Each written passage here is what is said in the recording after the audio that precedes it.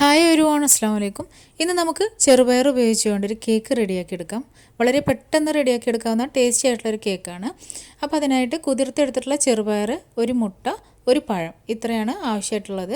അപ്പോൾ കുതിർത്തെടുത്തതിന് ശേഷം അളന്നെടുത്തിട്ടുള്ളതാണ് ഈ ഒരു ചെറുപയർ, 1/2 കപ്പാണ്. അത് നമുക്ക് മിക്സിയുടെ ജാറിലേക്ക് ഇട്ട് കൊടുക്കാം. ഇനി ഒരു മുട്ട പൊട്ടിച്ചൊഴിക്കാം. ഇനി ഇതിലേക്ക് നന്നായിട്ട് പഴുത്ത പഴം ചേർത്ത് കൊടുക്കാം. ഞാനിപ്പോൾ ഇവിടെ എടുത്തിട്ടുള്ളത് റോബസ്റ്റ് പഴമാണ്. നിങ്ങളുടെ അടുത്ത് നല്ല പഴുത്ത നേന്ത്രപ്പഴം ഉണ്ടെങ്കിൽ അത് ചേർത്ത് കൊടുത്താലും മതി കേട്ടോ.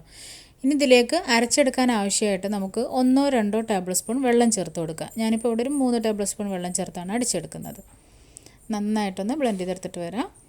അപ്പോൾ നല്ല ഫൈൻ പേസ്റ്റാക്കി എടുത്തിട്ടുണ്ട്. ഇതിലേക്ക് ഒരു 3/4 കപ്പ് ഷുഗർ കൂടെ ചേർത്ത് വീണ്ടും ഒന്ന് ബ്ലെൻഡ് ചെയ്തെടുക്കാം. ഇനി ഇത് നമുക്ക് ഒരു ബൗളിലേക്ക് മാറ്റാം. ഇനി ബാറ്ററിലേക്ക് നമുക്ക് 2 ടേബിൾ സ്പൂൺ നെയ്യ് ഒഴിച്ചു കൊടുക്കാം. ഇനി ബട്ടർ ആയിരുന്നാലും കുഴപ്പമില്ല, ബട്ടർ ആണെന്നുണ്ടെങ്കിൽ ഒന്നുകൂടെ ടേസ്റ്റ് ആയിരിക്കും. ഇനി ഇതിലേക്ക് വാനില എസൻസ് ചേർത്ത് കൊടുക്കാം. ഒരു 1/2 ടീസ്പൂൺ വാനില എസൻസ്.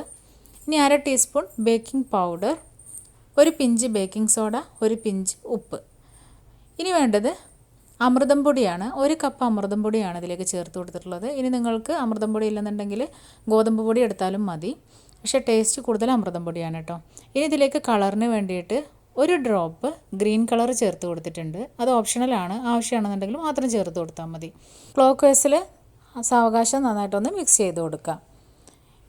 ഇനി നമുക്ക് ഗ്രീസ് ചെയ്തിട്ടുള്ള കേക്ക് ടിന്നിലേക്ക് ഒഴിച്ചു കൊടുക്കാം. ഞാനിപ്പോൾ ഇവിടെ പേപ്പർ ടിന്നാണ് എടുത്തിട്ടുള്ളത്, അതുകൊണ്ട് തന്നെ ഗ്രീസ് ചെയ്യേണ്ട ആവശ്യമില്ല. അപ്പോൾ അതിലേക്ക് ഒഴിച്ചു കൊടുക്കുന്നുണ്ട്.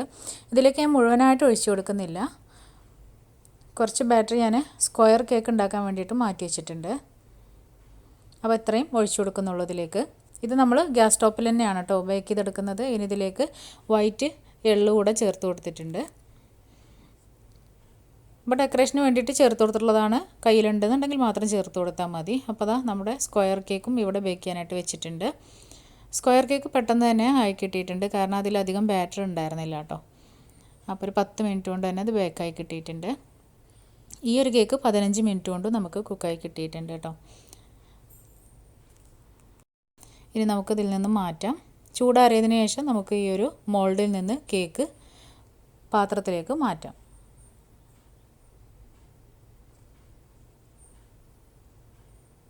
ഇപ്പോൾ 2 കേക്ക് ഇവിടെ റെഡി ആയിട്ടുണ്ട്. ഈ ഒരു സെയിം മാവിൽ നിന്നാണ് നമ്മൾ 2 കേക്കും റെഡിയാക്കി എടുത്തിട്ടുള്ളത്. ഇത് നമുക്ക് കട്ട് ചെയ്ത് നല്ല ചൂട് ചായയോടൊപ്പം കഴിക്കാം. അപ്പോൾ അമൃതം പൊടി ആയതുകൊണ്ടാണ് കേട്ടോ നമ്മൾ ഷുഗർ ഇത്രയും ചേർത്തിട്ടുള്ളത്. ഗോതമ്പ് പൊടിയാണ് എടുക്കുന്നതെന്നുണ്ടെങ്കിൽ ഷുഗർ കുറച്ചുകൂടെ കൂടുതൽ ചേർത്തുള്ളതുകൊണ്ട് കേട്ടോ.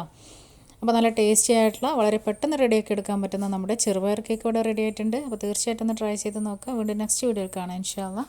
Thank you.